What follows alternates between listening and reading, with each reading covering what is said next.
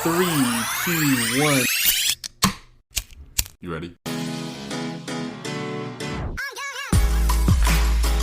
You're listening to the Real Pineapple Podcast Network.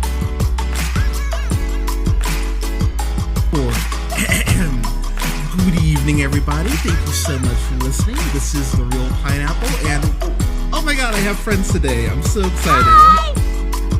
I've got Mindy. Hi, Mindy. How are you? And I've got Rae. Technical difficulties. And Rae, how are you, friend? Ooh. Oh my god, this. That poor Are you there? Hello. Okay, there you are. Welcome back.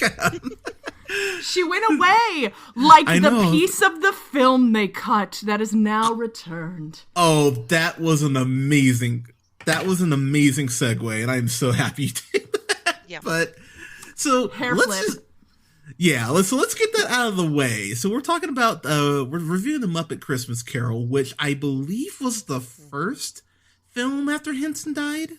Yes, they it was did? the first film after Jim Henson, as well as Richard Hunt, who was one of the core Muppet performers. He was Scooter, Statler, Beaker, Sweetums, and Janice, and he had also died at this point. So the dedication in the front is both to Jim Henson and to Richard Hunt. Thank you. So let me very quickly go into a little bit of my experience with this film. So to completely date myself back in the day. So before you young kids had streaming services and didn't have to leave your house, you had to be old school and go to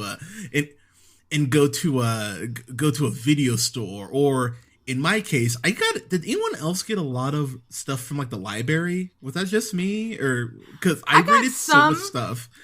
Thing is, I lived overseas for a good chunk of my childhood, so our video library was my dad just coming back from the US with things that he thought we would like, and our video collection got so big. Literally, I heard that there was somebody at a local video store who wanted to rent our collection because That's it was so amazing. extensive. Oh, that's incredible! Like, so I got the Muppet Muppet collection on Blu-ray like 2 or 3 years ago, and it comes with 3 discs. So it comes with like the Muppet Movie, Great Muppet Caper, Muppet Treasure Island, The Muppets, Muppets Most Wanted, which but it also comes with the Muppet Christmas Carol, and of course the disc I'm missing is the one that has fucking Muppet Christmas Carol in it. I'm like, damn it. It's very upsetting. But I will say for me, I rented this, I think for the first time when I was, 6 or 7. And this was my first exposure to Dickens' A Christmas Carol. And I will say myself, reading it in college, that book is so fucking long. Oh my God, it is so long and it drags. It is Dickens, and Dickens is very dry. Dickens is very, he worked in like the poorhouse when he was a kid. So a lot of his work has that London sucks and it's dark and everything smells and so, I mean, this is his happy version of that, but it's still true. London is terrible, but now it has Christmas aspect to it. Wow, so kind of like how David Ayer hates like Los Angeles, kind of like that. Yeah. Well, the funny thing I think is hilarious is that A Christmas Carol was self-published because he took it to his publishers and they're like, no, nobody wants to read this shit. So he's like, fine, I'm going to do it myself, assholes. And he toured it as a one-man show, and it became popular when he did that. But the thought that A Christmas Carol was rejected by trying to capitalize publishing on that, and it houses didn't just do well. I find Am I hilarious, crazy? considering how ingrained it is in society now. Yeah, I'm gonna, because I don't think I'm crazy, but I'm gonna look that up. I don't know about that. I wouldn't be surprised, but I do not know. No, please do. But I will say myself, I love Christmas so much. It's my favorite holiday very closely followed by Halloween, just because, dressing up and, that fun stuff. And then you can watch a Nightmare Before Christmas and combine the two. It's true. Which is that more of a Christmas movie or Halloween movie for you? Can't we have both? Wait, I mean, we can have both, but if you had to choose one, which one would you lean towards? Would you say? I'd say it is much more a Christmas movie. I agree Christmas with that, Carol, actually. Okay, then he wrote a work called The Cricket on the Hearth. A story few Yeah. years beyond any Dickens diehard fans. No, you're good. No, you're good. She's trying to get facts in here, Hunter. It followed after Christmas Carol, and it didn't do well at all. So in other words, his publishers said, "Oh, go away, we don't want Christmas Carol," and then he came back later and said, "Look, bitches, this did really well. I'm going to write another one. It's going to be fabulous," and then it didn't do well. Oops.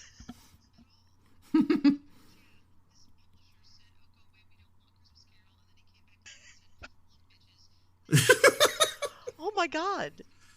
And none of them did well. Oops. Oh, apparently there are others. It looks like there's one called The Chimes, then The Cricket on the Hearth, The Battle of Life, and The Haunted Man and the Ghost Bargain were all... and none of them. Damn. Well, you would think you would stop after a certain point, but, but wow. Well, the more you know. But... So the more you know, right? I imagine the NBC thing flashing across, but this movie in particular, it's actually my favorite adaptation of A Christmas Carol as far as a film. I know a lot of people would say Scrooge, and I get why you would say that, but for me, it's this, and I will get into my reasons why, but. As we get into the movie here, so Scrooge is played by Michael Caine, which I always forget about for some reason. I'm like, oh yeah, this is you. And fun fact, one of the things that if you see near the end, there is a shop that's called Micklewhite's shop. Michael Caine's real name is Maurice Micklewhite, and that's why they did it. Really? Yep. I'm getting an education on this. I like this. Yes, Maurice Joseph Micklewhite Jr. How are you going to Indeed. That's somehow more pretentious than Michael Caine sounds to me sometimes, because I don't know, Michael Caine always kind of sounds pretentious, but the nicest version of it. He went away. Forever. Oh, who went away? Until they put it back. Hello? Oh, there we go. Hello? Anybody? Hello? He was lost, like the lost footage. Oh, well, apparently. There you are, until they put it back. Like Hunter. Okay, I don't know what happened there. That's really weird. Anyway, Anyway, we were talking about Maurice Micklewhite. Maurice Micklewhite. There we go. Yeah, but Michael Caine. It's really funny to see him in this shit, just because, when you think about him being in Dark Knight and stuff like that, it's like, oh, I forgot that he had this random detour where he was working with Muppets, pardon me. But I think that's... get it right. Yeah, you're right, I know. I'm being an asshole about it. But the thing that works for me the most about this is that seeing him, this is going to sound weird, but seeing him being mean to puppets... considering how shitty people have been in 2020, almost makes it worse somehow. Well, the thing is, this is the first Muppet movie where, Kermit isn't the lead. It's the first time that there's a human person as the lead. And that was one of the things I love about this movie is the fact that you have humans that are as much a part of the story as the Muppets are. It's you'll have a couple walking by and then there'll be a horde of penguins as well. And it's just that's fine. That's just London, and I love that. Yeah, well, I mean, they interact. Well, yes, but it's it feels in this one, it's much more not just Muppets and then a singular person they interact with, like in Labyrinth, say, but you have much more incorporating the background. The city has humans and people. Humans and people. Yes, funny. humans and Muppets. Precisely. the reason working together as more of a world as opposed to a Muppet world that happens to have a person especially in it. In versions of A Christmas At least for me. Because I look at it and I say, okay, wait a minute. This is the first time that, Kermit is either A, not Kermit, or not playing a part that was made for Kermit. Kermit is just Bob Cratchit. Except for Gonzo and Rizzo in a little bit, no one else interacts with us and nobody else does really, if you will, Muppety things. They're treated as actors playing a role, which I get is kind of cool. But other than the fact that they're Muppets, there is nothing about this version of Christmas Carol that is any different than anything else. I mean, it is a straight up version of Christmas Carol. Every ghost is represented exactly the way that they would have been or pretty much have been in all of the other versions of Christmas Carol, even in movies that have been made. Everything else is the same.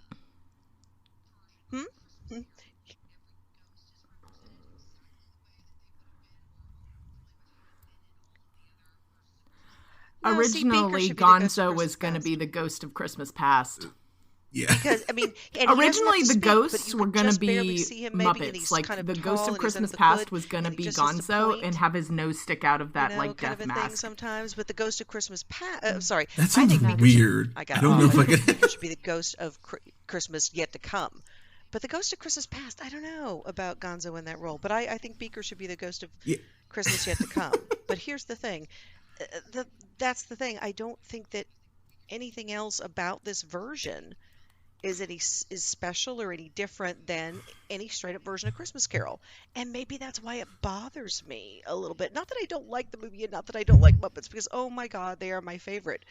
But I look at this and just don't think, as far as versions of A Christmas Carol, that this is anything special. I think that's because the Muppets are essentially being actors in a film. They're not playing themselves in any way, shape, or form. Just me.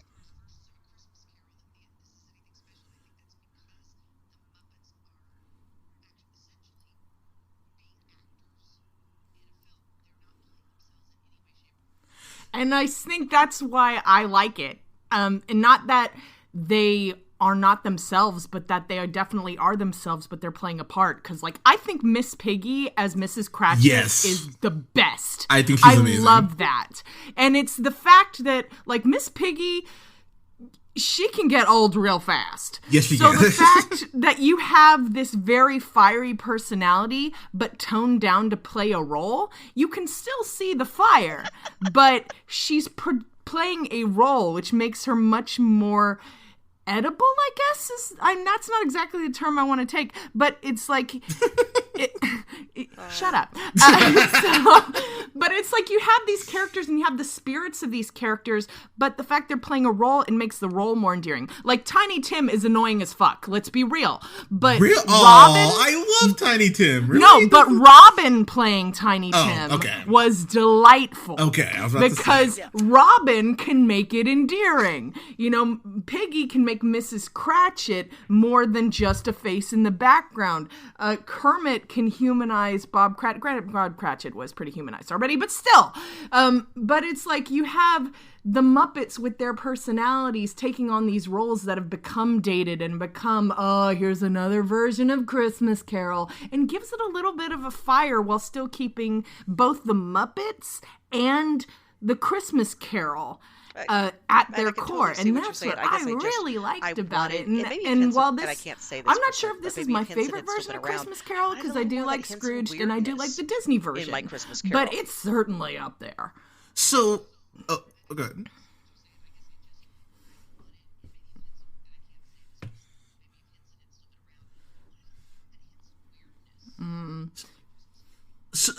okay. So I think that's fair. So for me, the weirdness comes from not Gonzo, the great Gonzo. So that is a huge thing with me. I'm realizing the older I get are titles, because when Jack Sparrow would be like, it's Captain Jack Sparrow, I'm like, yeah, motherfucker, it's Captain, not just Jack Sparrow. So I love the fact that the movie is no, it's the great Gonzo, not just Gonzo, the great Gonzo as Charles Dickens. And I'll just say right now, if you can't get past that, and I appreciate the film lays that out very early and goes, hey, yeah, the great Gonzo is playing Charles Dickens. If this is a hang up for you, you're probably not going to like this movie. But it's the fact that that weirdness is just put right out from jump. But I went, I really appreciate that. This was my original Hamilton. I watched this shit a lot. Like, I've probably seen this start to finish, conservatively, I'd say 40 times. And that's probably lowballing it. Dude. I have not seen this film since we got a DVD player, and I watched it last night because my husband hadn't seen it. I'm there reciting words and lines and singing songs that I had not watched in at least over a decade. So it's like, no, I'm with you right there. It makes an impression. Yeah, but I love the fact that the movie starts off with even Rizzo going like, wait, you're not Charles Dickens. I mean, that's his best fucking friend. And he flat out goes, oh, I know the Christmas Carol at the back of my hand. And he goes, oh, there's a bump on my thumb and there's a star on my wrist from when I fell off my bicycle. And so I'm like, you're admitting that he's ridden a bicycle like the great Gonzo would, and you just move on. And I love when he goes into the past and like, he has Rizzo and he's saving him from like being frozen, and a chicken walks by and he's like, oh, hello. And yeah. Oh, this is Louise. Like, there's a chicken on his head, and he's like, hey, this is Louise. Yeah, we met. So I love the introduction of Scrooge. So the music in here, it's so great. It's some of my favorite. It's one of my favorite soundtracks ever. The 90s had a very good year for soundtracks because we got this and fucking Space Jam in the same decade and fucking out of both those soundtracks. But I love the shot of when Scrooge comes behind that corner and like it's not a cape, but I'm a superhero nerd, so I'll call it a cape. It's a Victorian cape. Yeah, where it goes ahead and hits the camera. I was like, and covers it. I was like, oh, that's such a great shot. That opening song is fucking excellent. I love that opening song. The Paul Williams, I know, composed the music, and yes, so he has such a very weird, random like filmography. Like, I was looking through it, like A Star Is Born, the '76 version, Muppet movie, great. What? Battle for the Planet of the Apes. He did a movie, I guess, for Jim Henson called Emmett Otter's Jug Band Christmas, which I didn't even know that was a fucking thing. I was like, what? I didn't know about it either until I saw like a blooper reel. And the bunny that sings Old King Wenceslas? Yeah. You still have to see that. Yeah, that's from that Christmas special. Oh, okay. I've never seen that, but that was a movie. That's a movie that's apparently really highly rated. But I was like, what the fuck is this? I've never even. But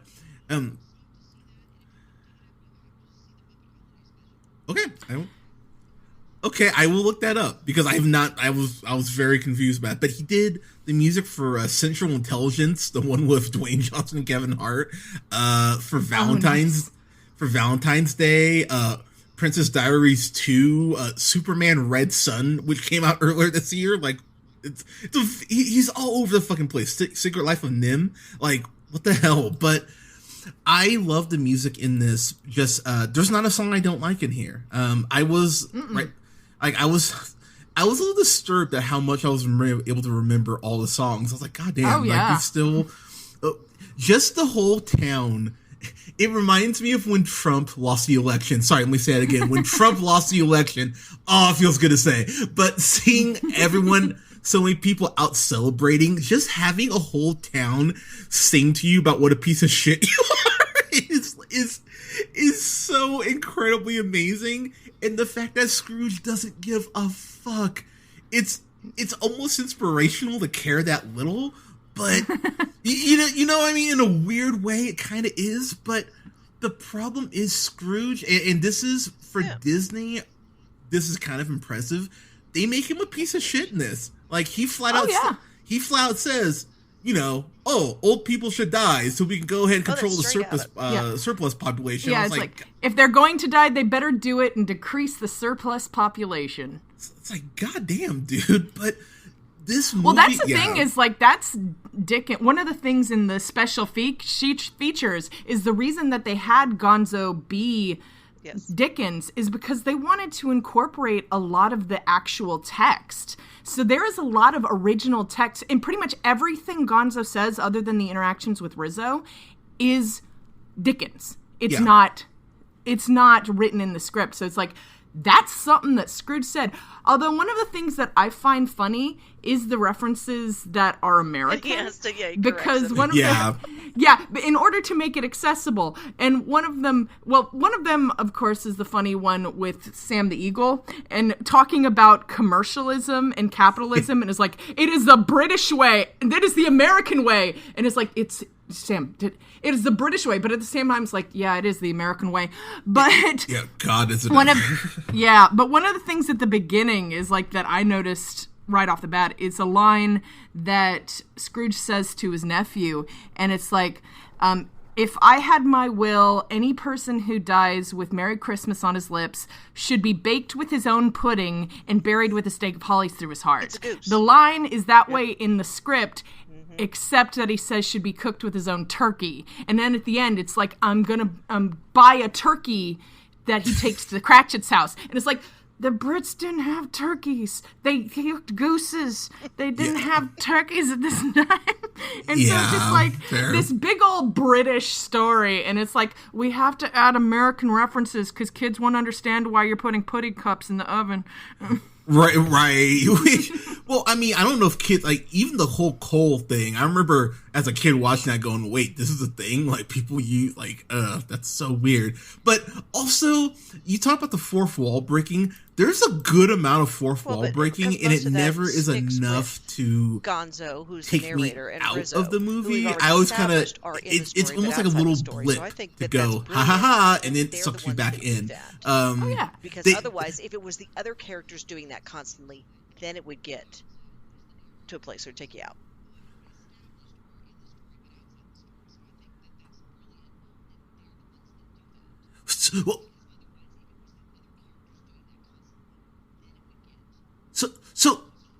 So it's not like the character's doing it constantly, but there is that point early on where, Scrooge goes, how would you like to be unemployed? And then it cuts to the rats, and they're like, yeah, this is my island in the sun. And I'm like, wait, what?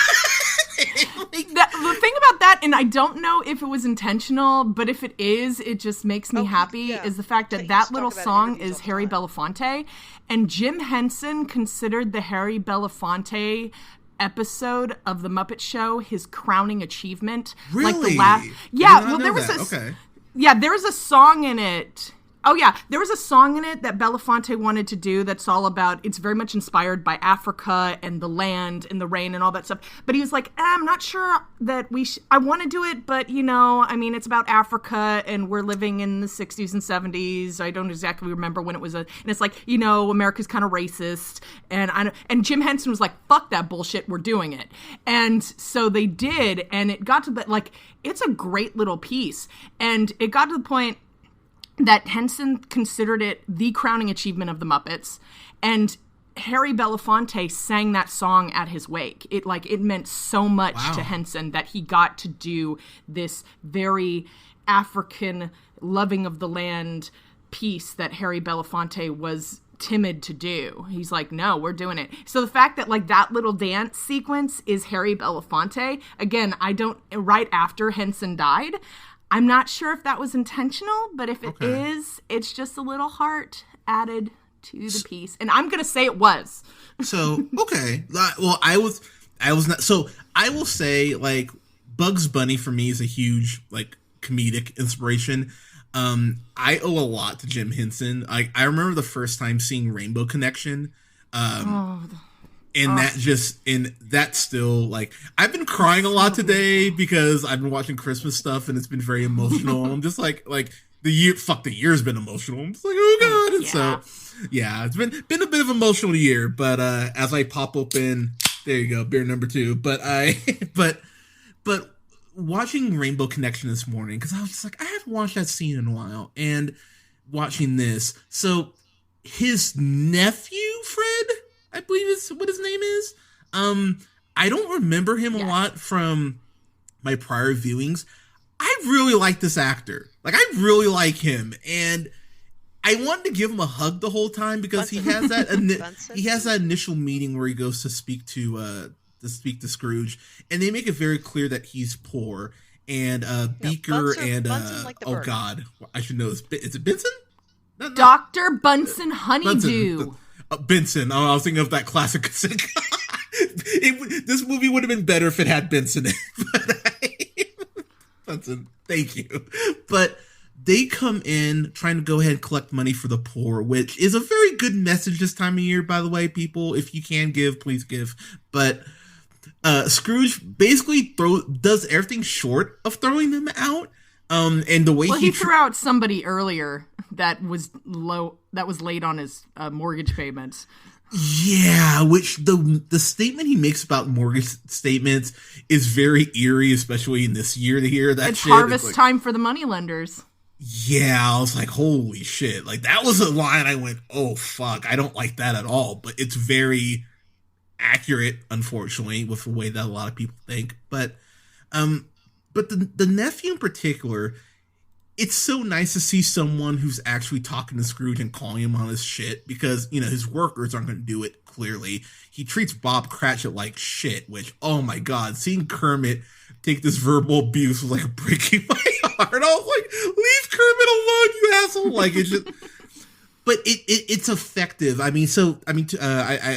To your point, as far as, the Muppets playing roles, I think Kermit and Miss Piggy in that sense might work the best outside of Gonzo, just because Kermit is always so earnest anyway, and you always just kind of want to see Kermit do well because he's Kermit, they've done a great job marketing him and all that, but Kermit is just such a sweet soul. That's the best way I can kind of put it. And so seeing him stick up for his coworkers and everything when Scrooge is being a dick, I was like, oh, this is pleasant already. And then he goes home and he's a great dad. I'm just like, Kermit, why are you so sweet? But when Bob goes ahead and gets them Christmas off because he's the one who has the no one is going to be open, so you're just going to waste money on like heating costs, so you may as well take the day off. Which is so sad. That's the angle he had to come at it from to get them the day off, which is a whole nother slew of problems. So, but I love the song they sing. I don't know the name One of the More song. Sleep Till Christmas. Thank you. The way that it's a great one. You get the shooting the shooting star because of course you do. I love though how that song ends on a downer because it's that bunny who went to go get a penny earlier. That he was wassailing and Scrooge threw a wreath at him like a true asshole. Like, it's such a dick move, but I laughed. I'll be honest, I laughed really hard because. Someone can be just so terrible. You're like, oh my God. Like, it's like how I laugh at It's Always Sunny, where it's like, this is funny, but there's a special place in hell for all of you. Like, that's how it felt watching the first part of this.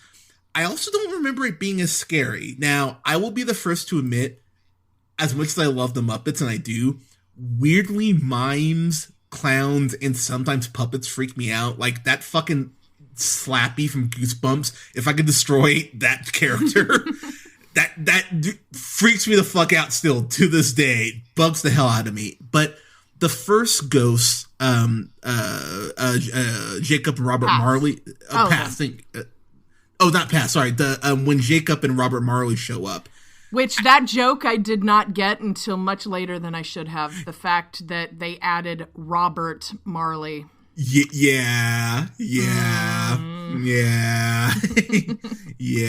Which, because 6-year-old me did not get it, but now it's like, oh shit. It's like, oh God, but right.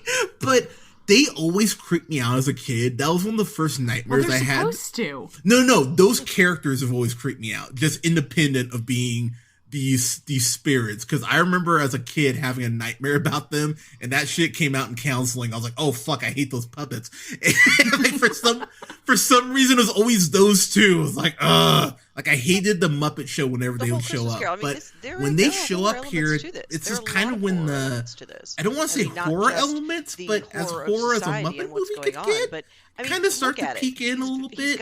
So by the time we 4 ghosts, and they're real he's, it is either the most vivid nightmare you've ever had, or he really gets visited by 4 different ghosts, and that's horror.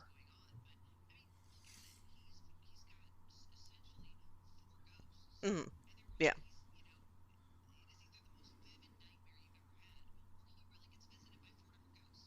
And the ghosts that he first meets, well, in the story, it's just the one friend. It's just Jacob.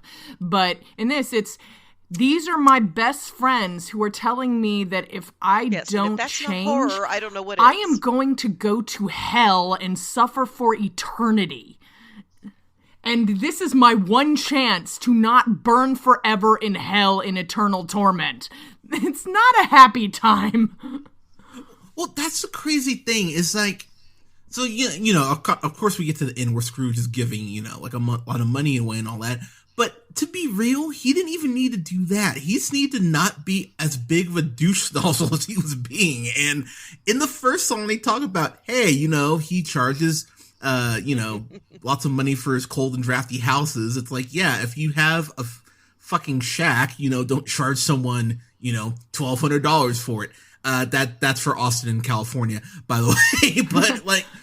But well, I mean, I find it interesting. Is like one of the things that Michael Caine talked about when he was doing Scrooge, because he's like, I'm going to do this as though I'm with the RSC. I'm doing this as I'm not going to be like, oh, these are just Muppets. No, I'm going to take this seriously. But one of the things he said about being Scrooge is like, he took inspiration from Wall Street cheaters and embezzlers, and because they represent greed and cruelty of greed caused by greed. And it's like, this movie was made in 92, which means the 80s, which were known for that sort of stuff, had just kind of come to an end, ? So it's like the thought of Wall Street greedy dicks was pretty much in people's consciousness. So it's like, I'm representing society right now, and you need to get in line. Yeah. It's kind of surreal. So there are a couple things I do remember that I don't remember that, and that makes me really happy. So there's this one part where after Jacob and Robert visit him, Rizzo looks at Charles Dickens and even asks, should we be worried about the kids in the audience? And his this is culture. Yeah, but the part that I love about that is that there's this constant running joke about Rizzo's jelly beans, which isn't really anything, but I always got laughs out of it. And so Rizzo goes, jelly bean I had in my pocket all along. And Charles Dickens just groans. And he goes, what? And so when Dickens turns around, Rizzo just kisses him on the nose. And I don't know, for no reason. And it just cuts to the next scene. And I was like, that's fucking amazing. I don't remember that at all. And then no more than 90 seconds later, Rizzo has to go ahead and cross this fence. So he jumps and Dickens goes, I'll catch you. He falls in the snow, not even close to catching him. But then Rizzo goes, I forgot my jelly beans on the other side of the fence. He just goes through the bars. And I'm like, jumped over the fence, fell in the snow, but he could have gone through the bars. Rizzo is clueless. But that is where I laugh. When he goes through the bars and comes back. It's hysterical.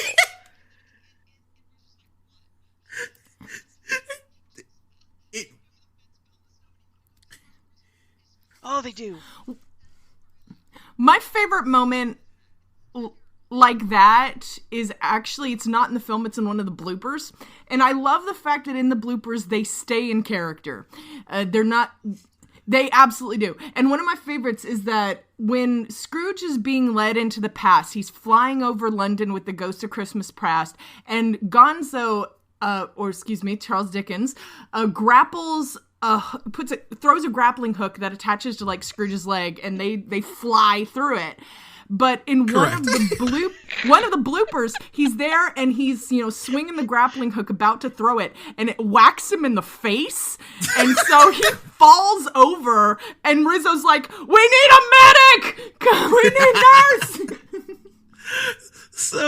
So you actually bring up the only complaint. It's not even a complaint, because I'll be honest, this is one of those movies I love so much, I just don't care. This is such a nitpick. It's very much that Family Guy, Stewie's talking line of logic, because there are points where Dickens and Rizzo clearly interact with the environment, and there are times where the characters acknowledge it, and there are times where they don't. And I'm just like at the end of the movie, Scrooge, flat out comes up to them and goes, "Merry Christmas," and pats him on the head. Taps him on the head. I thought that moment was so cute. It's adorable, but there's a point earlier in the movie where the Ghost of Christmas Past is showing Scrooge at school. And by the way, Scrooge apparently has always been an asshole, which was kind of funny to read. It's like, God, I'm sorry, what kid likes doing homework? Really? That was something I was like, well, this is He's at a Christmas party and he's doing accounting. Yeah.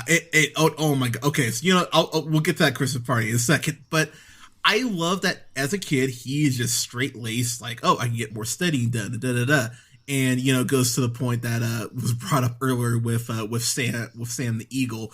They knock over, was it 5 or 6 busts, and the shelf just goes crashing to the ground. So, yeah. And I was like, okay, so the shelf fell. Did you not see them go ahead and knock over said shelf? But then Charles Dickens whispered, yeah. Yeah, so it is, in that sense, it is very inconsistent. It's addressed when it needs to get a laugh. It's not addressed when it needs to move the plot along. Go. So if you want to point to that as a gripe, fine, I'll give you that one, I guess. But my little gripe is even nitpickier than that. Oh, so go. The only and it bothered me as a kid, and watching it again is it bothers me now, is the fact that the Muppets and people are soft, and you hold them and they squish because they're soft. But the Ghost of Christmas Past, her hand is obviously a doll, and when he grabs onto the hand, you can see that it feels hard, and my God. it totally disconnected of it being a ghost and have it being a puppet. And as a kid, and of course I got back in almost immediately, but it's even then, that is my one gripe with the movie, is the hand is not soft, damn you. You're supposed to be a Muppet. God. You're this a little doll hand. What is it like to live in your world? Because it needs to be soft and squishy like a human or a Muppet, not this little obvious doll. Mindy, I love so much that is your gripe. That is my one gripe. Wow. Yeah. Yeah, it's he grabs it and it's very clearly plastic. And I'm like, no, fuck you. See, this movie will get a high grade just off of the Fozzie wig play on words. I'm like, that's fucking brilliant. Whoever thought of that, they're hanging. Bravo. They're hanging around the factory in different places. Who made a rubber chicken factory? The finished rubber chickens are hanging. I didn't notice that. I didn't notice that. Oh, son of a bitch! Like clown shoes.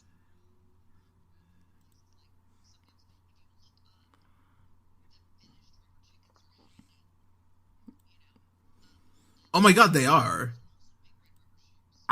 Oh my God, they son of a bitch. Yeah, you're right. I'm looking it up right now, and that's really funny. How the hell did I never notice that? So if there's okay, and actually I just thought of one other thing. I want to see more. I always want to see more Ralph. I was just very sad. I only got like 5 seconds of film on piano. I get there's a lot of moving parts, but I could always use more Ralph. Well, that's one thing that I heard and they started putting him back in recently, was that Rolf was Henson's first Muppet. He was used in dog food commercials when Henson was really, really first starting. And at least for a while, it seems they've stopped doing that. They had the unwritten rule that nobody was ever going to voice Rolf again, because that was Henson's first Muppet that he voiced. And this was right after he died. So it was probably very much just like, we'll have him, but nobody gets to be Rolf except Jim. Fair enough. Okay. I was not aware. God, again, I'm getting an education on some stuff I didn't know. So we talked about it a little bit, but the lost song in here. I am so mad that they did that to begin with, and I'm so happy they found the footage. As I mentioned, before we started recording, I am more mad to have found out that they cut When Love Is Gone than I did when I found out that NASA recorded over the moon landing. Like, I am so mad. Is that really true? I did not. Yes. I did not know that. Yep, 50-year anniversary, they were going to look for the footage, and they couldn't find it, and they realized that it was probably because they accidentally recorded over it. Oh my god! Or did they ever have it in the first? No, I'm kidding. I'm kidding. But, I'm kidding. Yeah. But the fact that some producer decided after the VHS had come out that people had watched that, like, nah, kids don't like this song. There's no way children who grew up on Disney female ballads would like a female ballad in this movie.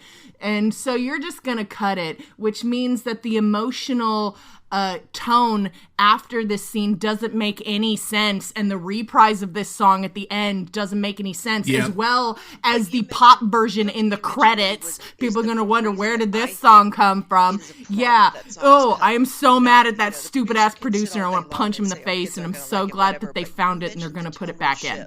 So that is my biggest problem with the song being cut, because it's not just the tonal shift, it's the abruptness of the end of that scene. I mean, she's in it this little tiny bit. They kind of see each other, and she just says to him, and I know now as an adult what the point is, but she says to him, "Oh, you've been saying that for years," basically. When he says about getting married, and "Oh, you keep saying that," and then it's just over, and it's like, as a kid, I'm like, okay, and what happened to them? Or, and what does she mean? And what is she? We're delaying it again. Yeah.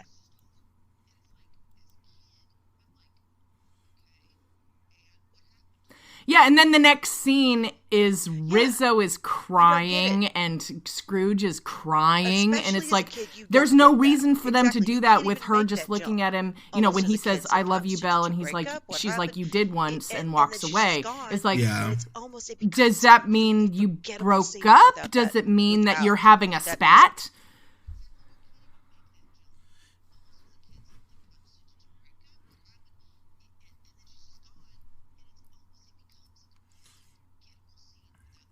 It does. Yeah, like, I'm very happy that so I'll be honest, my brain honestly, I've watched it so many times with that song in there, I just didn't even register it when it didn't play. Like, I was hearing it in my head, like, the love, I was hearing the song in my head. I was like, wow. And the song is well worth, pardon me, you seeking out if you haven't seen it, because it's a beautiful song. And yeah.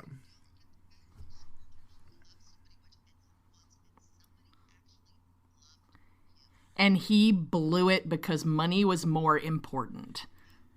Yeah, and I will say too, I don't know the actress who plays her, but my goodness, I was like, damn, you let her get away? I'm like, Scrooge, what are you doing? Like, I mean, she's beautiful, she's intelligent. I'm like, Her name is Meredith Braun. Okay. She is from New Zealand. Oh, well, hello. But yeah, she is absolutely beautiful, and they need to put that song back in. Like, there's no fucking reason to have the song not in there. So, for the love of God. The article I read said that they were going to, just probably not by this Christmas, because they just found the footage. Okay, well,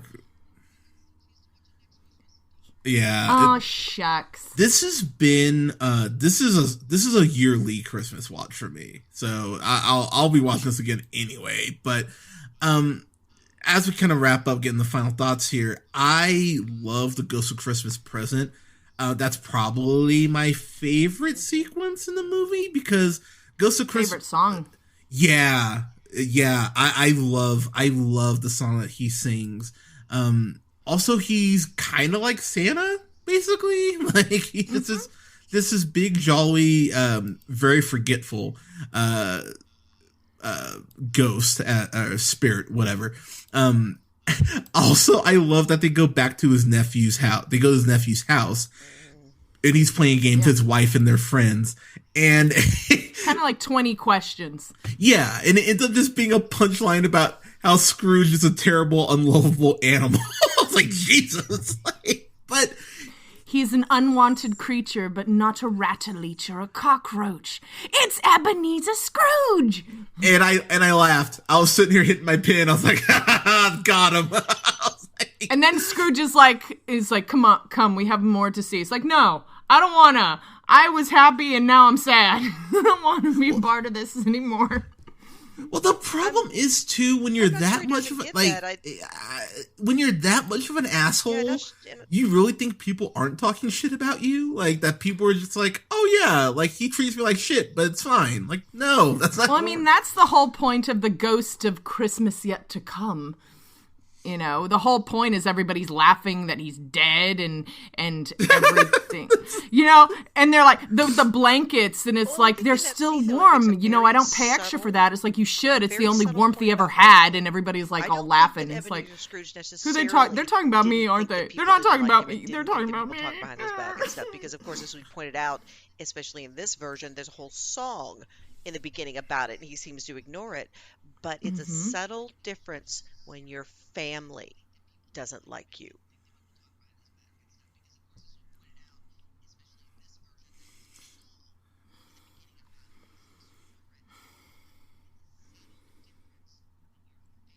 True.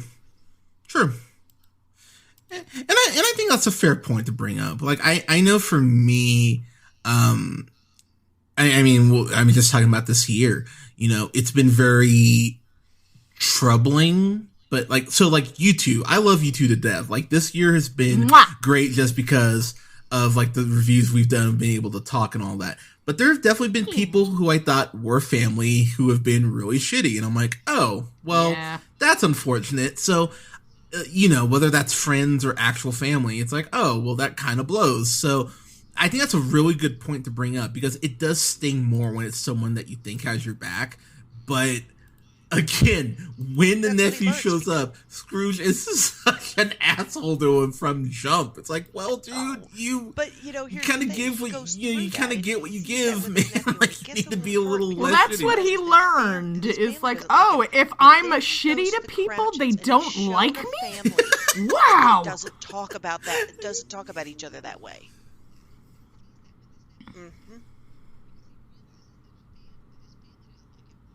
And your family still hates you. That loves each other. And they're poor, so it's like, you're trying to acquire all this money because you think that's what's important. And here's a family that's broke as fuck. Yeah, your family hates you, and here's a family that's broke as fuck, and they happy. Definitely. Then you have that contrast. You have that contrast between the way that people act about Scrooge dying and the way that family acts about Tiny Tim dying.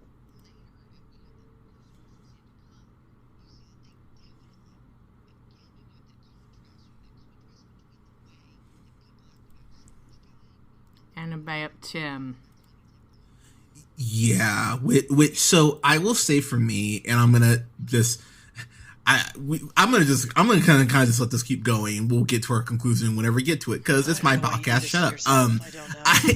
So I just reviewed this horrendous Christmas movie. I'll have the review for all of you here in the next couple of days. I reviewed Kirk Cameron's Saving Christmas, and I can't. Oh no. And I cannot understand. I cannot stress enough how much I was really wanting to put a gun in my mouth and how upsetting that movie fucking All is. you had to say was Kirk Cameron. Yeah, I could have just stopped there. I didn't even know Saving Christmas was a thing until, because I Googled what the fuck he was, like the bullshit he was talking about with the whole, like, oh, I'm holding these, events outside and all this shit. And Kirk Cameron, I typed in Kirk Cameron Surviving Christmas, or Saving Christmas. Sorry, I guess I was trying to survive the movie, but Kirk Cameron's Saving Christmas came up. I was like, what the fuck is this? And it was on Amazon Prime. So I'm like, oh, I don't have to pay for it. So I watched it, and it was so nice to watch this and go, oh, that's right. If you're trying to have, because there are some, like, I don't want to say biblical references, but they reference God in here, but it's never done in a over the top, pushy, if you don't believe this, you're going to burn. Like, pretty much. Yeah, it's just Tiny Tim, a reference to him being good at church and being, having faith. That's the only reference to, like, God, quote unquote, that is in Muppets Christmas Carol. But it's like, but that's it's how some you good do it. bre- Yeah, but it's like, that's how you do it. Don't beat someone over the head with it and act like, you know what I mean? So I was really happy. And I'll say that's my favorite song. It's the Bless Us All song. That is a beautiful song. That's when the waterworks just started coming again. I'm like, God damn it, Tiny Tim. But it just works so well because it is the family, like we've been talking about, that is poor. And I mean, I'll say for myself, I think everyone remembers their first job. Once you get your first job, you're just happy to get a check. You're like, oh my God, like I make money now, and as you get, better jobs, you're like, oh, cool, I can actually get A, B, and C. And it was actually it's a really beautiful song. And I love the way it's filmed. It's there's no bells or whistles to it, but it's just filmed incredibly well with Tiny Tim being the focus. And I love that when we get to the Ghosts of Christmas Future, that's when the shit kind of goes like, hey, we've been kind of dancing around the darkness of it. Oh, well, here it is full on. And even Charles Dickens and Rizzo go, yeah, we'll see you at the finale, kids. Like, time. Well, what's great about that is that it is a mirror of the scene from the present. It's, we have... in the present, you have Tim and Bob coming home. Their daughters eagerly hug.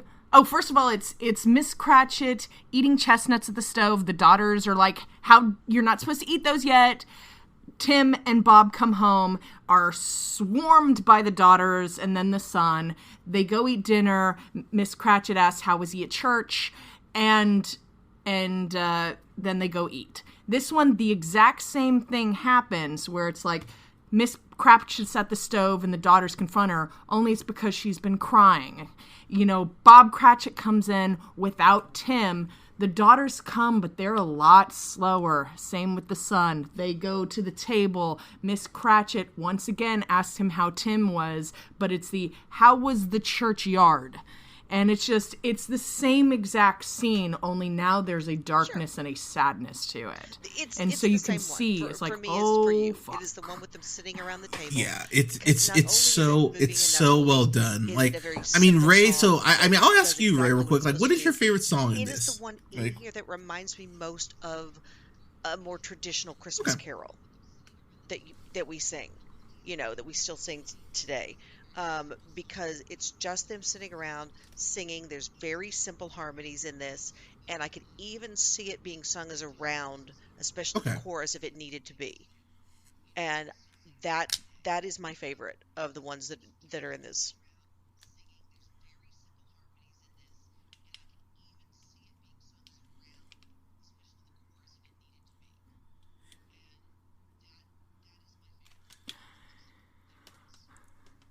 And I will say just the ending of it is a really good button, and the ending of it too, it is a nice segue into the darkness of the Ghost of Christmas Future, yes, Christmas Yet to Come, whatever you want to call them. Because first of all, you have Scrooge going, such a meager feast, but very much appreciated. And then when he, it fades away, it goes into, which you may not realize as a kid, but the ghost of Christmas Present is only alive during the present. So once that day is over, he's dead. So it's like, now you have this ghost that is dying, and now you have the future where it's all rainy and grim, and people are celebrating the fact that you died. And so it's a very good segue of this very bright, happy moment to now we're getting into something real. Yeah, and it gets real quick too. I mean, seeing your own tombstone, that I think that would kind of light a fire under your ass to be. Well, I like the fact too that it's like throughout that whole scene, Scrooge knows that they're talking about him. Yep. He knows from the very beginning. He doesn't want to believe it, but he knows. And like in that scene where he's confronting his tombstone and a lot of the other representations of Christmas Carol, he's like, who is that person? I'm so confused. What? It's my tombstone? Oh no. But it's like as he goes That sounded just like him, by the way. Exactly. Yeah, but as he walks towards it, like at one point he points to another one. He's like, it's this one, right? Not the one over there that is very clearly me. It's and so he's like, oh, I don't with anybody else. And so it's and I appreciate that out of him, especially in this moment. Right. Yeah. And that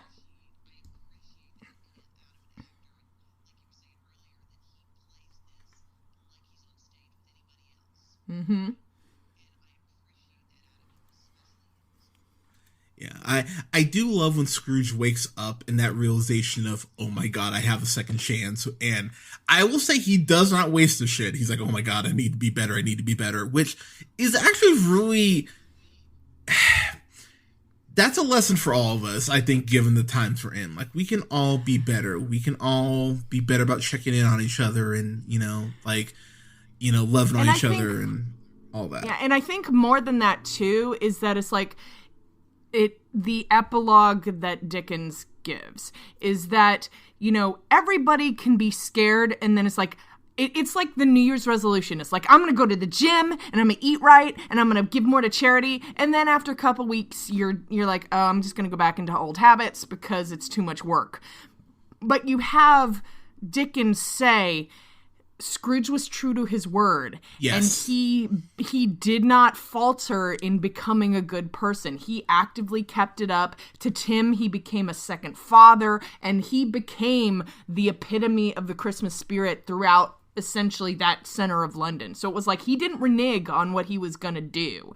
He kept it up. And I think, and I really appreciate the fact that they put that in. It's like, this wasn't just a one-day thing. He really turned his life around and said that explicitly. Yeah, I think that's a really fair, that's a really good point. I do love when he jumps out of bed, he's like, I'm as happy as an angel. I'm as merry as a schoolboy.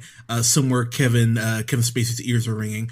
But but as we get to the end of this, though, I love, and it's such a subtle thing. I love the last song too, because it's his declaration to the town that, look, I'm gonna be better. I'm not gonna be as much of a piece of shit. It is funny as a kid because I remember watching it when he is fucking with Bob Cratchit, like, I give you the day off. I didn't give you the day off. I would never do that. I'm like, and I love that confrontation of Mrs. Cratchit. It's like, therefore, Bob Cratchit, I'm going to raise your salary, and I'm going to raise you right off the pavement. Pardon? So, okay, Miss Piggy, like, I can't remember if it was you, Mindy, or Ray, but Miss Piggy, my God, everyone needs a Miss Piggy in their life. Like, she is so passionate about her partner. It's like, that's how it should be. She's like, I will punch you right now. I'm like, all right, this works so well. But I love where he comes inside and flat out says, would you like to enjoy this dinner? And it's like, okay, man, like right the fuck on. For me, as far as a grade, I mean, honestly, I have to give it a fan-fucking-tastic. I was gonna go A+, but rewatching the last song, and just when I started crying all over again, I'm like, yeah, I really do. Like, I actually like this more. Ooh, okay, I do like this more than Elf. I know a lot of people are like, what? Yeah, I'm gonna review Elf. I love agree. Elf, but I like this more than Elf. And again, I love Elf, but yeah, this movie laid a lot of groundwork for me just for how I look at musicals and things like that. So just because of that, I have to thank the Muppets and this film in particular. Brian Henson, by the way, also did Muppet Treasure Island, and I don't give a shit what anyone says. That is my favorite Tim Curry performance. I don't care what anyone says. Oh, hell's yeah. Well, I mean, I do love Clue, and you gotta say, I love Clue and Rocky Horror, of course, but yeah, it's like, and not Labyrinth, Legend. You mean? Yeah. Yeah, pretty. No, you're good. And King Arthur and Spamalot is like, Tim Curry is just amazing, yes. He is, but it's... and in Captain Planet and in Ferngully. Anyway, go ahead. But honestly, it's my favorite Tim Curry performance. If I ever got a chance to talk to him, which that would be amazing, that would be the first thing I'd bring up, because I just and in Three Musketeers. Oh, that's right. Sorry, I'm just going off on... No. I'm just going off on how great Tim Curry is. But anyway, continue. No, and he was the villain in season, like, the last season, what is it, 10, I think, of Criminal Minds, something like that. It's a 2-parter. It's great. But, sorry, I digress. I love this film so much, and considering the tasks they had after losing Jim Henson, I'll fight you on that. But. Not an enviable task by any stretch of the imagination. Yeah, we did get Muppets from Space, which is the weakest of the newer films. I would Actually, I would say it's... But it introduces Pepe the King Prawn. I do love Pepe. Actually, I would say it's Muppets Most Wanted than Muppets from Space, because I do not like Muppets Most Wanted. I wanted to, I just don't. But I digress.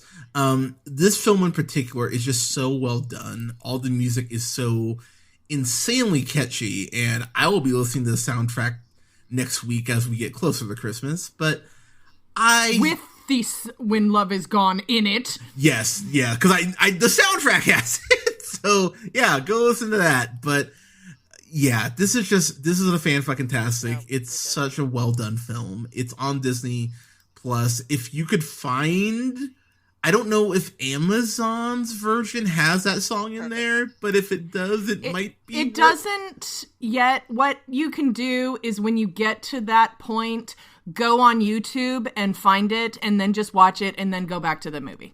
Yeah, there you go. Just do that. It's well worth. It's like a 2-minute song. You can do it. It's fine. Mindy, I'll have you go first. What are your final thoughts and grade? Oh God, this movie is freaking brilliant. I mean, as you said, this was a Herculean task, considering that it was right after both Jim Henson and Richard Hunt passed away. And it is very much a love song to them, and very much here's the responsibility, first of all, from Brian Henson of I have to make my dad proud.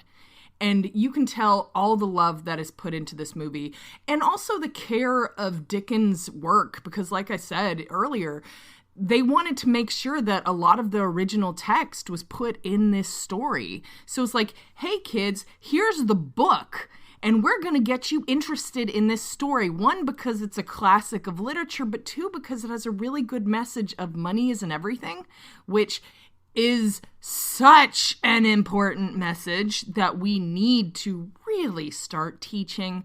Because if our last presidency is any indication, when money is the only thing that you care about, you become a massive dick that everyone cheers in the streets when you're not reelected.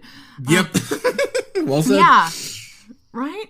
And as I said, I love the fact that, everybody is taking it really seriously. It's not like, this is a fun movie with puppets. No, you got Michael Caine being Scrooge and treating every character. I mean, he even said on one of the behind the scenes where it's like, you see the puppeteer, but you look at the puppet because they're real.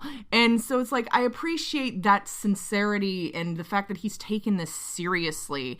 And I mean, it's so good. It's right up there. Like I said, I'm not sure if it's my favorite version of A Christmas Carol, but if it isn't, it's real close. The songs are amazing. It's like, honestly, I was like, what is my favorite song? And yes, It Feels Like Christmas, I think, is my number one. But also One More Sleep Till Christmas is brilliant. Yes, it is. It is the coda of it. That's like, I think, one of my favorite parts of the songs in the movie. I mean, I can't really think of any song that I dislike. And I thought that, having the narrator character and the audience point of view, which was Rizzo and Gonzo, while at times could be a little over the top, wasn't too much for me to be taken out of the film. Oh, I could just go on. I'm so happy they found that footage that they can put it back in. And Y'all, go watch it. It'll make, like, I'm there introducing this film to my husband. The opening scenes are happening, which is just establishing London and establishing the fact that there are Muppets in London. And, like, Scrooge and Rizzo and Gonzo Dickens haven't even come on stage yet. And I'm, like, smiling like a fucking fool.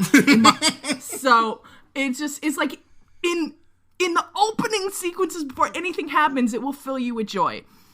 So go fucking watch it. So I'm gonna say, my heart exploded 3 times that day. Aww. And then kept growing. That's how great this movie is.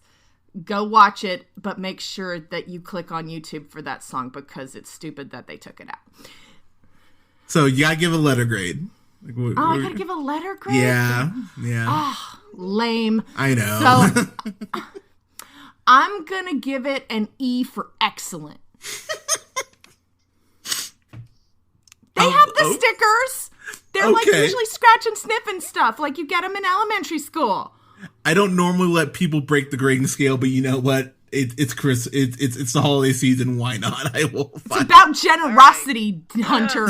Come on, that's the moral of the story. Okay, you're right. You're right. I'm being a dick. Pardon me.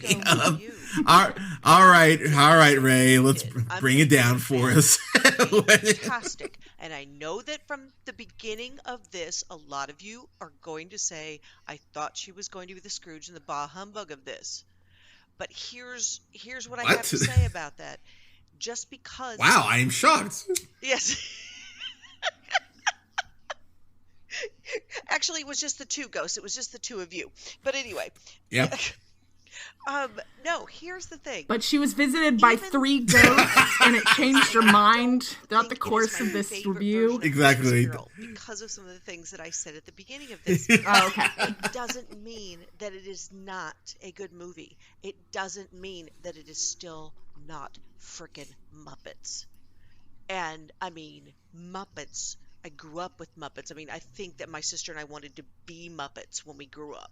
That was our life goal for several years, was to, be Muppets. Not Muppeteers, Muppets when we grew up. Proof. I just can't tell you that this is a bad film because it's not. Just because it's not my favorite version of this doesn't mean it's not a good film.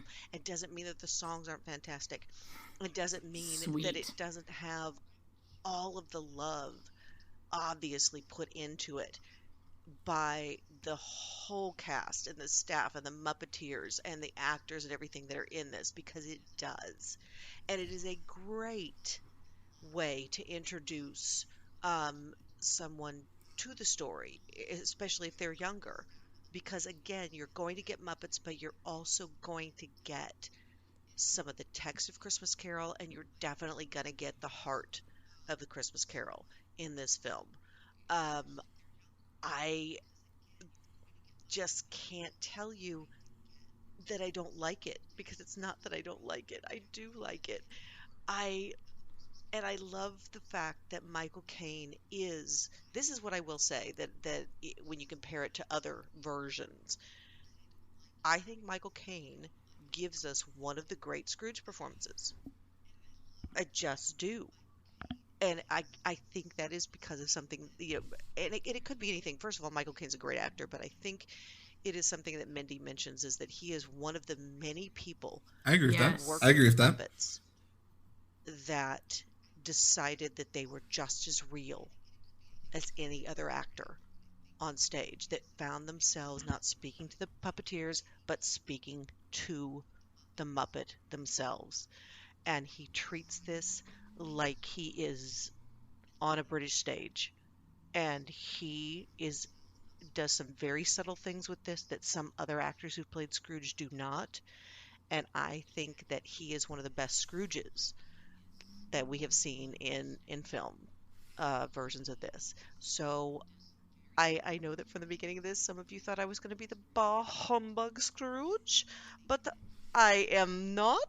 In the end, I am not. I love Muppets, and I do love this movie. I mean, that's just all there is to it. So, I did. I'll be fantastic, or the A+, or the E for excellent. Any of them are fine with me.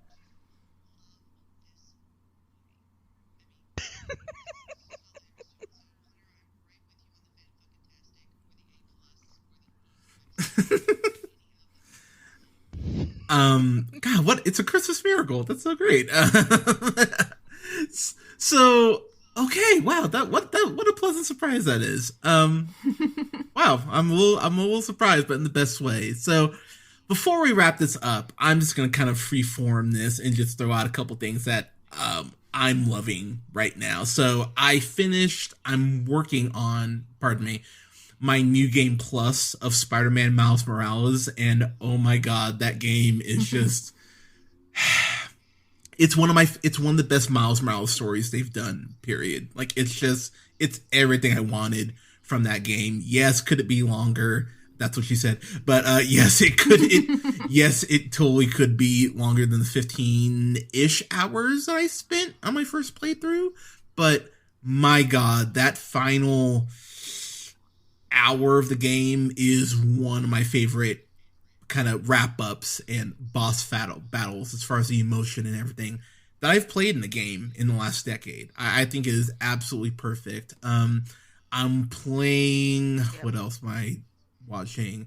I'm watching Queen's Gambit right now because I'm watching a million other things trying to get through screeners and crap. But I love that show so much. I reviewed it. It is very good. Well, I'm a huge chess nerd, actually. I don't have a chess set, and I genuinely need one. But Anya Taylor-Joy, I just think she's special. I genuinely think. I remember watching The Witch and going, okay, I like her. And then Split happened, and I think she's just been on this incredible career trajectory from then.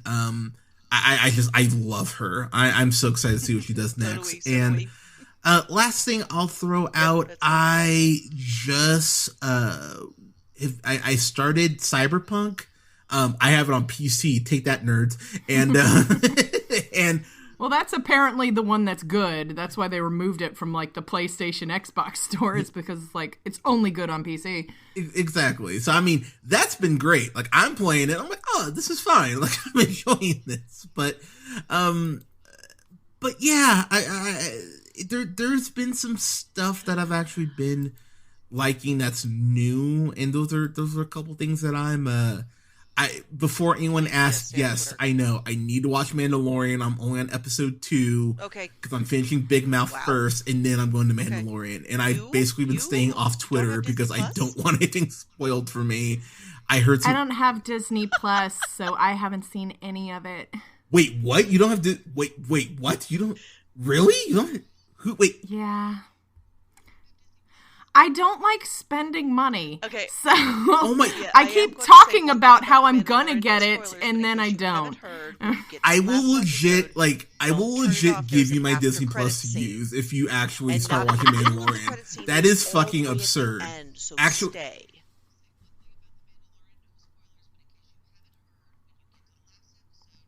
watch through the credits. I have heard that. Oh, I do. I have Disney Plus. Okay. Yes, I have heard that. Oh, okay, Rae. You say you seriously don't have Disney Plus? Like, you promised me you don't. Oh, you have Disney Plus. Oh, Mindy, you don't have Disney Plus. I don't. Okay, Mindy, I will send you my information right now because that is fucking absurd that you don't have Disney Plus. That like hurts my heart for you. Okay, Mindy, what are you watching right now? What are you liking right now? Right now, like I said, I got to, introduce this movie to my husband, Muppets. So that made me very happy that I got to experience that through him, although the person who's terrible at expressing himself, is like, yeah, that was cute. I'm like, bitch, are you serious? This is the same man that after I performed Richard III said, wow, that's a propaganda piece, and that was all he said. And I'm like, baby, okay. Oh my God. But yeah, that's amazing. I know. Oh, subtle to the last. Anyway, but right now, one of the things that I'm thankful for is that a couple months back, I reviewed The King Eternal Monarch, which is a Korean show, which means now my Netflix has the algorithm has Asian TV all up in it, and I found I freaking love Asian live action TV. I freaking love it. I finished not too long ago, Mystic Pop-Up Bar is like, for real, one of my favorite TV shows that I've ever seen. And we started a new one recently that, oh my gosh, what is it called?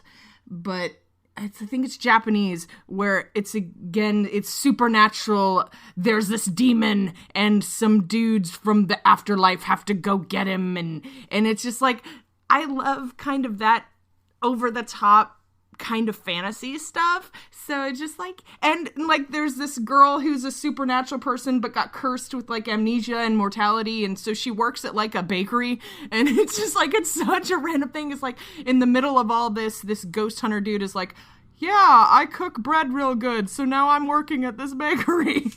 And so what is the name of it?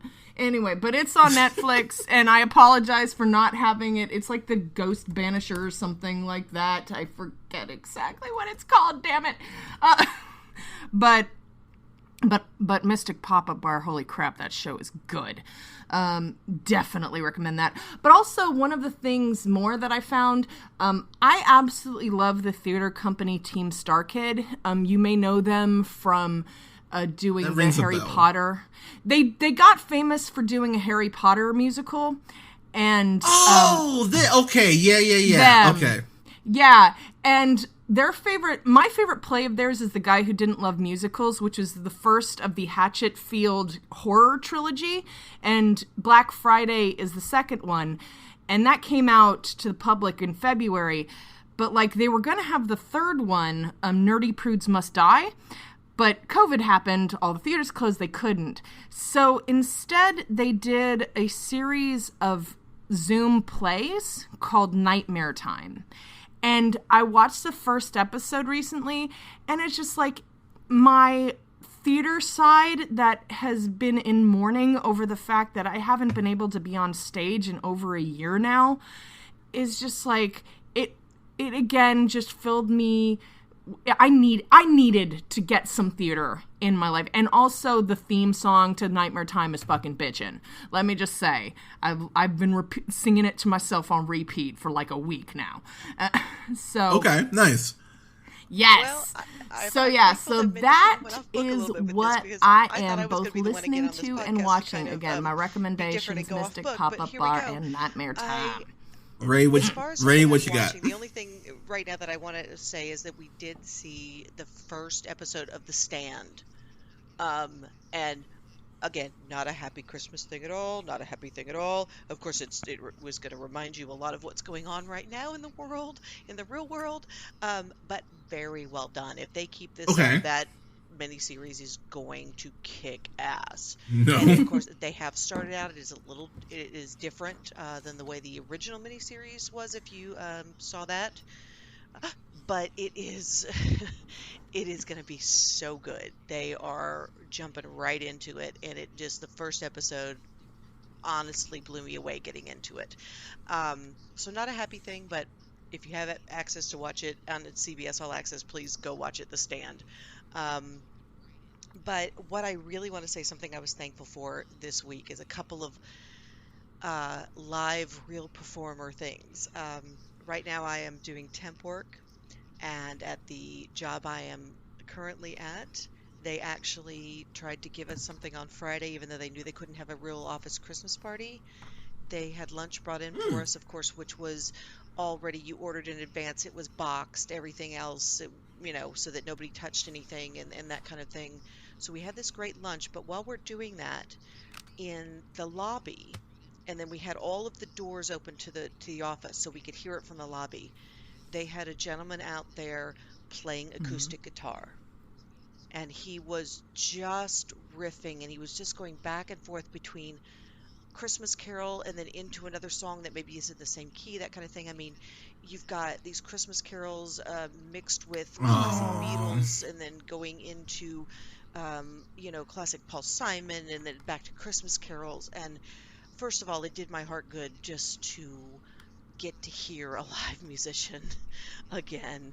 And the fact that they gave that live musician a job right now, ugh, just absolutely one of the best things of my week, if not one of the best things of my year, hearing that guy play. I actually got a little teary-eyed, hearing him out there playing, and being able to kind of lean back and look over and wave out and see him. And then the other thing that I want to say, if you can go and look it up on the internet and find it, there's a group, actually 2 different groups out of Minnesota, but they have some members that cross over. And they're out of Minneapolis, St. Paul, and they have something called vilification tennis. Yep, vilification tennis. And what they do is they have basically there's one person that plays the referee, and there are 2 teams. And each what? Up okay. Time and service, go, and they hurl insults at each other. And they're supposed to be original. They're not supposed to be anything they've heard somewhere, stolen from a comic, anything like that. And they go and they go and they go until they finally basically make the ref just fall out or laugh or get so grossed out that he says point. He's like, that's it, you win that round, point. And they do a Christmas, and again, sometimes it's not very Christmassy, but they do a Christmas episode that they usually do live, but they have taken to the internet. So look up vilification tennis, and also look up something called PowerPoint karaoke out of Minneapolis, St. Paul as well. And they have gone online with that for, I think, 2 episodes that they've gone online with that. And they go ahead and someone puts together decks of PowerPoint slides. And then one of the performers comes up. They say, it's like they're giving a talk to the group, and they say what their subject is going to be. Tonight I will be talking to you about the art of the zipper merge on the freeway. And then the deck starts, the deck of slides, which they have never seen before in their lives, in which the person, of course, putting together the decks had no idea what that person was going to pick as their topic. And they have to try to riff on these, and as each slide comes up and they see it, and try to make it relevant to what they're doing. So that's very improv. And they have been doing some Christmas specials, and of course, like most performers right now, they also have a button on there where you can donate if you can drop them $1 or $5, or God bless you if you have the means right now to drop them $100, do it. But please go out there, and if you can't see live performances live, like Mindy said, look on the interwebs and see if there are local groups or groups of your friends or groups of friends or something somewhere in the country doing live theater. Because right now, more than ever, if you can watch it, support it, and even drop them maybe $1, it's going to help this Christmas season. It really is. Mm-hmm.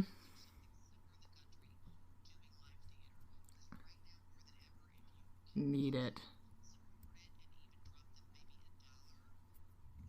Yes. Yep. Yeah, I know that I'm not exactly sure if it's definitely connected to Broadway, but on YouTube there's a channel called The Show Must Go On. Yeah, I have too. And they've been releasing professionally filmed Broadway shows or off-Broadway shows that are like, if you can donate, please donate. And they're only there for like a day or 2. But I've watched a ton of good stuff. And oh yeah, and they're so good. But as a side note, if you want something Christmassy, I know American Theater Magazine had something a little about, it's like, what is your favorite Christmas play? And that people don't get to do very much. And I remembered is like also something I found this year. I found a bootleg of the American Psycho musical, and I fucking loved it. And there is a song that's also in the movie, because I watched the movie afterward, plays so much better. Anyway, but there's mistletoe alert. So I'm like, does American Psycho count as a Christmas musical? And somebody's like, yeah, it's, I'll allow it. Yeah. Actually, so look up the bootleg of the American live. Psycho if you want a non-traditional Christmas show, because it's freaking brilliant. And there's a lot of 80s music in it. You know, some of the horror musicals and stuff. They had a splatter zone. It's so good. And it's...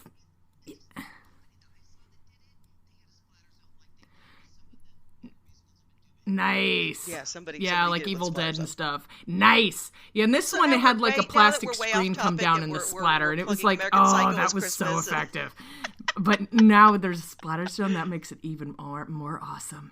Merry Christmas, y'all. Like, no, that happens at a Christmas party, so it counts. Does. No, it totally can. So I'll take it completely off topic real quick. I forgot about A Teacher, which is on FX right now. It by no means is a happy show. Let's be very clear. But my God, Kate Mara is fucking incredible in that. And I think the kid's name is Nick. I think it's Nick Peterson, because he was in Not the Spectacular Now. Oh, God, it's one of those sort of movies, and I can't. I can literally picture the kid, and I cannot. I'm gonna have to look up who the kid's name is. But Kate Mara is absolutely incredible in it, and it just is one of those shows that it keeps building and building. Nick Robinson, that's it. He was on he was in Love, Victor. That's what I was trying to think of. But Kate Mara is absolutely incredible in the fucking movie, and it just Kings of Summer. That's the movie I was thinking of. Jesus, there we go.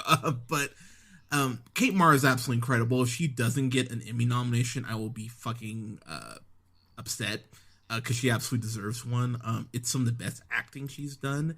But the story, I love the way it actually is taking the different approach, because, let's be real, it's typically, portrayed as, the guy, like the male teacher being a predator to, a female teacher. So this, to a female student, this flip of it really gets into some social dynamics that I will share. This isn't even a spoiler. There's a point where she takes him to go visit UT because she graduated from there.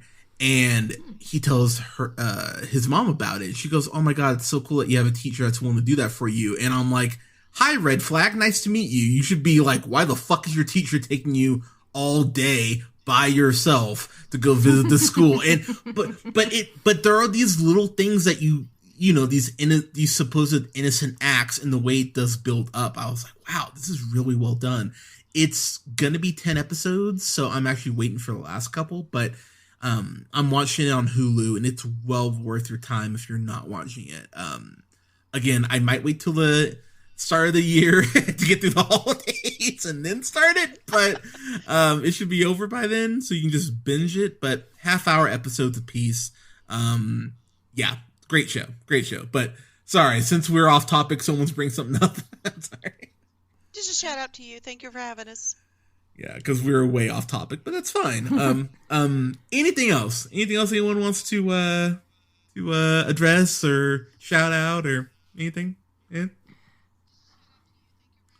Oh. Yeah, in this time when we cannot get together, it's all, I know being able to do like reviews and being able to talk to people that I enjoy talking to, it takes away some of that cabin fever stuff. Amen. And also is like, I don't know how, people do it who are by themselves, but like the fact that I have my husband and he's here,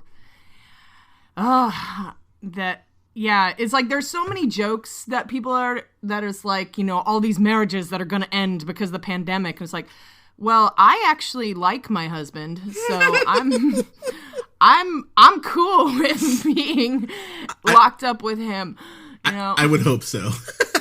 Yeah. So it's like, in this time, I mean, it's so much better now than, like, say, the 1918 when we didn't have things like Zoom and cell phones and that sort of stuff. So it's like there is still a way to reach out while still being safe, and I am grateful for that definitely. Yeah, same. I mean, I've been using, so I'm a huge Snapchat nerd. I love, like, most of my Snapchat, if you have me on Snapchat, is me filming Mr. Katzen, because he is just the most he's the most precious animal on earth, and I just love him. No, it's Bud. It's Bud, my pit bull mix. I'm sorry. That's good.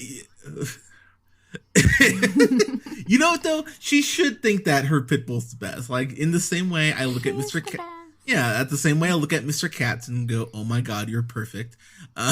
Like, I would expect you to think that about your animals. But yeah, like, Snapchat's been great for stuff like that, and this has been great for stuff like that. It's not obviously seeing everyone in person, but Lord willing, I can get to Austin next fall is what I'm shooting Fingers for. crossed. Hopefully, hopefully we don't have zombies at that point. Hopefully we're in a better spot, because over this crap. But all right, last call. Any other things you want to address?